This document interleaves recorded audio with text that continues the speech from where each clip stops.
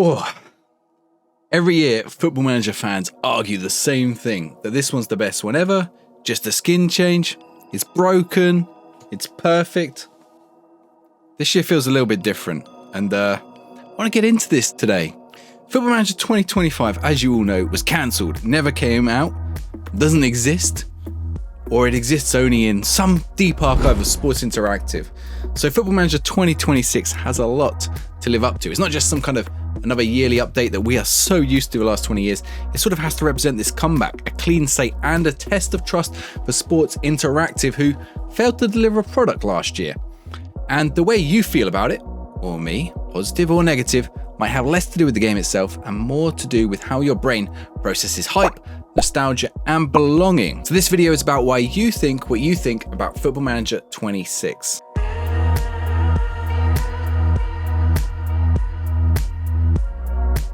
So I don't want to tell you what you think, and I don't want to tell you what you should think, but I want you to think about why you think what you think, and that's what we're going to go ahead and explore. So when Sports Interactive cancelled FM25, they said the game just wasn't ready. We were all stunned. That never usually happens in annual gaming. It's the first time Sports Interactive had missed that deadline in 20 years. But when FM26 was announced, expectations went through the roof. We've been waiting for 2 years. There's a brand new Unity engine. Women's football was finally arriving in the game, and a promise that this one would redefine the series. But with those big expectations come some psychological traps, especially the anchoring effect. This boils down to that the first opinions that we see anchor everything else that follows. If the first YouTuber you watch says, "This is finally next gen FM," then you'll start noticing the polished animations and you'll probably like the slicker menus. If another reviewer calls it the worst UI that's been consolified in a generation, you'll spend hours spotting all the bugs and all the issues in the game, everything that's missing, every tiny feature that doesn't currently work. And those first impressions become your brain's reference point, and everything you judge after revolves around that first reference point. So the anchoring effect is a kind of cognitive bias where people rely too heavily on the first piece of information they receive. That is called the anchor when making their judgments or decisions. And even if the information is incomplete or unreliable, it sets a mental baseline and influences everything that follows. So instead of forming a fresh opinion, we adjust everything around that first idea, but barely enough to be truly objective. There is a classic psychology experiment. This comes from a 1974 study by Amos Tversky and Daniel Kahneman. These are the psychologists who first described the bias. People spun a wheel that was rigged to either land on 10 or 65. They were then asked, what percentage of African countries are in the United Nations? Those who saw 10 guessed around 25%. Those who saw 65 guessed around 45%. So the random number, unrelated even to the percentage of African countries in the United Nations, adjusted and anchored their judgment, even though it was completely irrelevant. From that anchoring point, we move on to the second effect that is impacting how you feel about the game. The echo chamber effect is around FM's online culture. The conversation hits social media, Reddit threads, Steam forums, Discord servers, content creators, same quotes bouncing around until they sound like facts. That's the echo chamber effect. When you hear something repeated enough or you read it enough, your brain mistakes repetition for truth. So when a few loud voices declare the match engine is worse this year, it spreads. Even if statistically it's not the overwhelming view. You start second guessing your own saves, you feel like something's off because your community tells you it should be. I experienced this myself in my save. I don't know if the match engine was broken and they've now fixed it, or if it was just something I kept hearing from other people and I was looking out for it myself. So once we enter into that echo chamber, this is a social environment, usually online, where most people encounter opinions that mirror our own. But at the same time, those opposing opinions and opposing perspectives are filtered out or attacked. You can imagine on Reddit, if someone has a slightly less than majority view, then the upvotes and downvotes, even if they have 49 upvotes and 51 downvotes, it's going to look like a bad opinion because it's going to sit in a -1 on the Reddit algorithm. So even though that person had a near 50% opinion, it's going to look really, really bad. Because everyone around you keeps repeating the same things, it starts to feel like those opinions are universally true even when they're not. And each time that opinion bounces around, it gets louder, simpler, and more extreme. And there's two bits of psychology that drive those echo chambers. The first is confirmation bias, and the second is social proof. But in confirmation bias, we naturally seek information that supports what we already believe. And then in social proof, we assume ideas are correct if lots of people believe them. So those two things together in that echo chamber, you see it on Reddit, those two things create the echo chamber in which, hey, lots of people are saying this in this echo chamber, therefore it must be true, therefore I'm going to repeat it, and it creates this echo that goes round and round and round, and eventually it just becomes the only narrative in that space. It doesn't mean you're crazy, it doesn't mean that you're wrong, it just means that your environment is shaping your perception. What I've tried to do, and I hope what you try to do as well, and maybe I'm successful, maybe I'm not, maybe I exist in my own echo chambers, is to try to step outside that noise and find a wider perspective of views on why people might or might not be enjoying the game. And I want you to think about that. If you are in that space where you really love the game or you really hate the game, think about why that is. Don't just say, I don't like the UI, or I can't stand the new systems, or there's too much removed. What are the actual aspects of the game that you normally enjoy that aren't there now? And is there anything enjoyable still in the game that you could enjoy? Or vice versa, if you love the game, is there something you miss a little bit? Is there something you would quite like to still be in Football Manager that's not there now? Volume of discussion to perceived consensus. The more engagement a post gets, the more your feed reinforce it. Negativity spreads faster than nuance. That's not Football Manager's fault. That's algorithms plus human psychology. It is not unique to this game. And then we hit the nostalgia bias. Every Football Manager player has their golden era. For many, it may be FM24 as most recent in memory, some FM17, FM12, Championship Manager 2001, 2002. When you think those were better, you might be right, but probably not for the reasons you think. It's nostalgia bias, rose-tinted glasses. We don't just remember the old games, we remember who we were when we played them. Back then, maybe you had more time, you didn't know the meta tactics, discovering a Wonder Kid felt like alchemy. If it's the more recent games, you'd spend more time familiarizing yourself with the UI. FM24's UI was built on the UI of many, many years, and it started to build a familiarity with you. Now with guides, YouTubers showing every trick, the sense of discovery is somewhat gone, and we can confuse that with a loss of novelty, with the game getting worse. And this time, nostalgia's even stronger, because there was no FM25 to compare against, so everyone's reaching back even further, measuring FM26 against the version that first made them fall in love with the game. And then we hit the update illusion, this leap to Unity. One of the biggest talking points about FM26 is that new Unity engine. Better visuals, smoother animations, more realistic lighting in the game. And sure, it certainly looks like a big leap, maybe not as big as some people were expecting, but your brain is wired to overvalue what it can see. That's the update illusion. When something looks new, we assume it is new. When something doesn't look new, we assume nothing's changed. The match engine is the biggest victim of this. When people say whether the match engine has changed or not, they see some of the same animations from FM24, they think nothing has changed.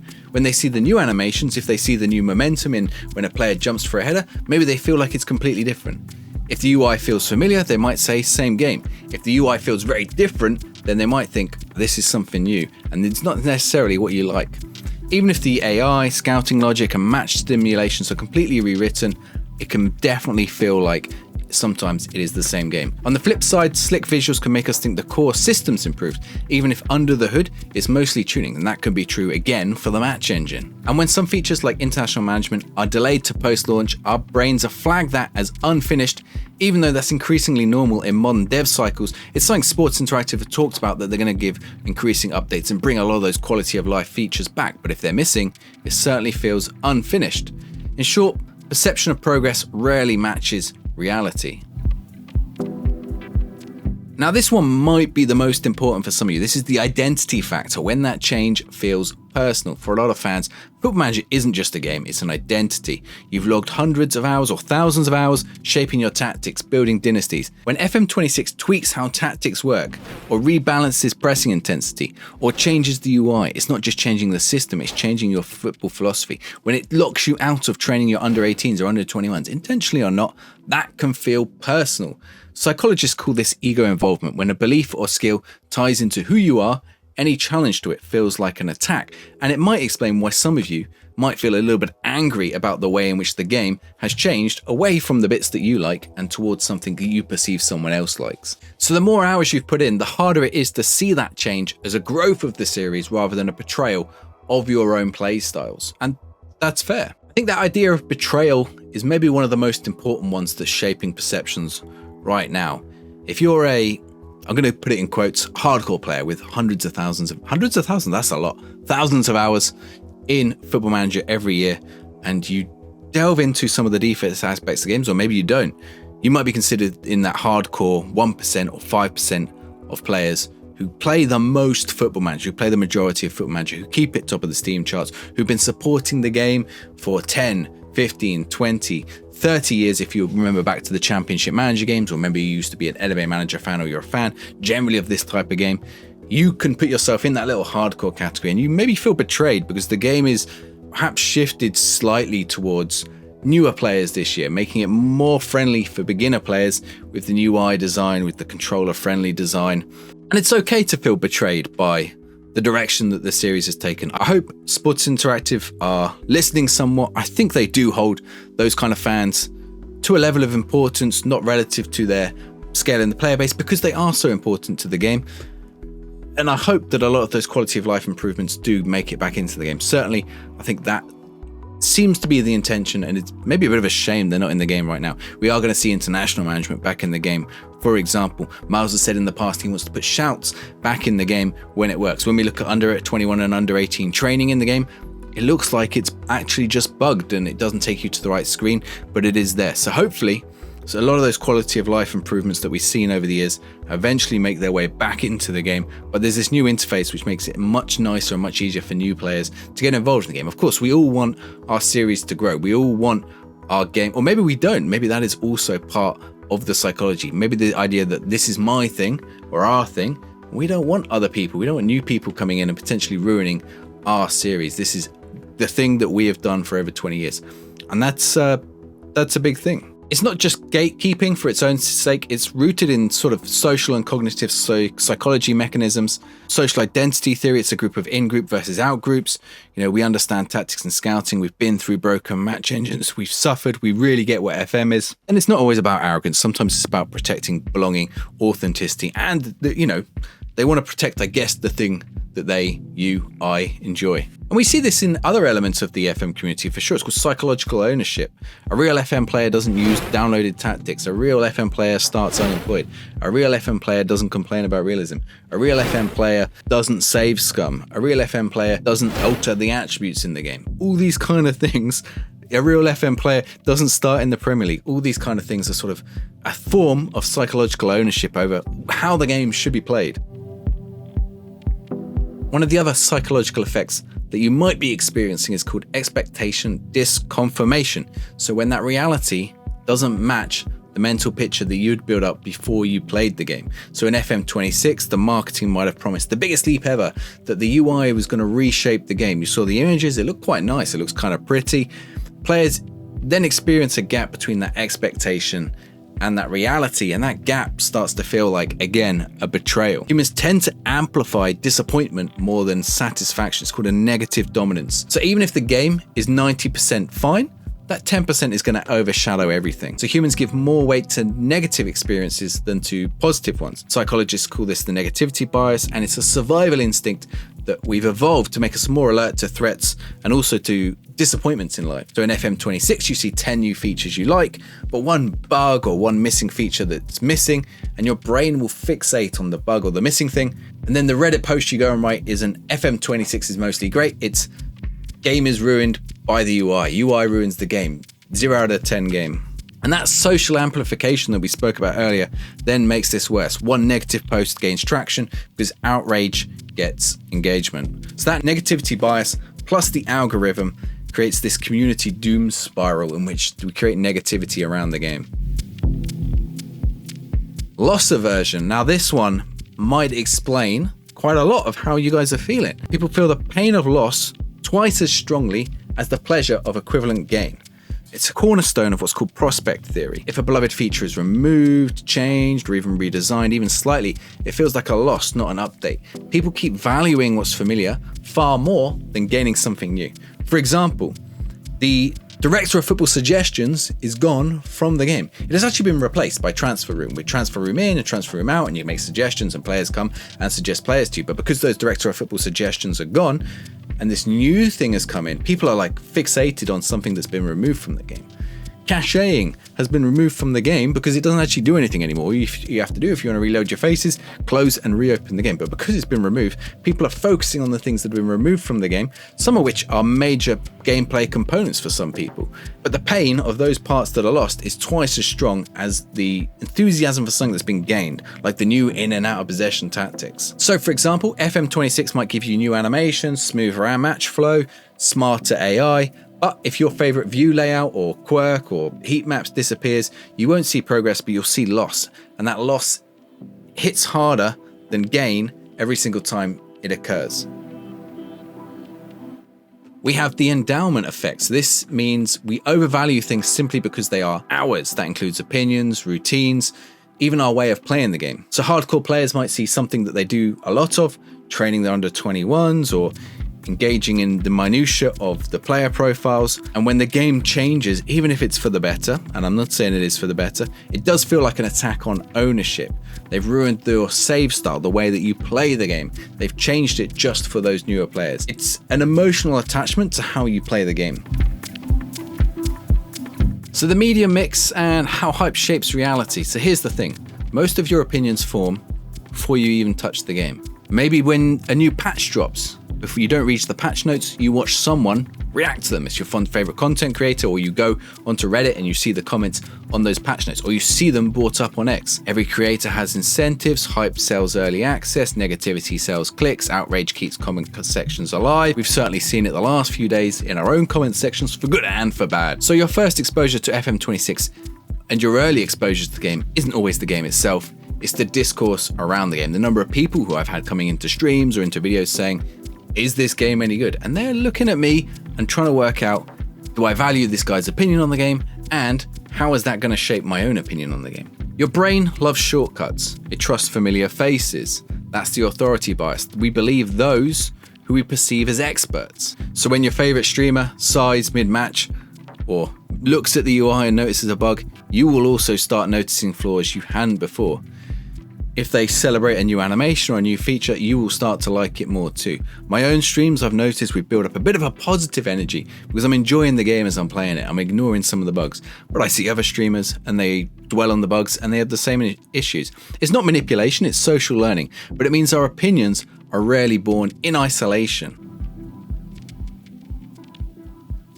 So, and this is the bit that I want you guys to think about, how to break that loop, how to think for yourself, how to think critically about what it is you like and dislike about the game. So how do you actually form your own view of FM26? Well, first, if you haven't already, play the game blind.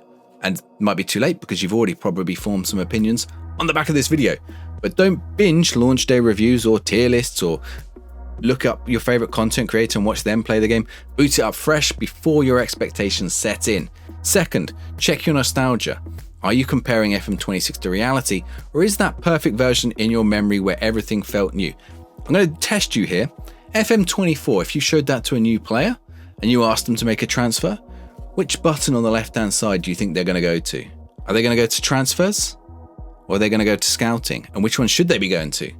Think about that when you think about every time in FM26 you're not sure where something is in the bar. Thirdly, test your beliefs. If you think the AI is worse, save replays, collect evidence, compare. Be careful that you're not looking out for a trend that's not actually true and you just develop some kind of frequency bias in your mind. And finally, give it time. And I don't mean the game, before any of you beat it on across.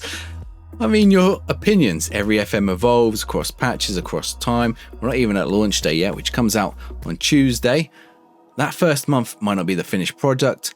Your opinion might not be solidified week one.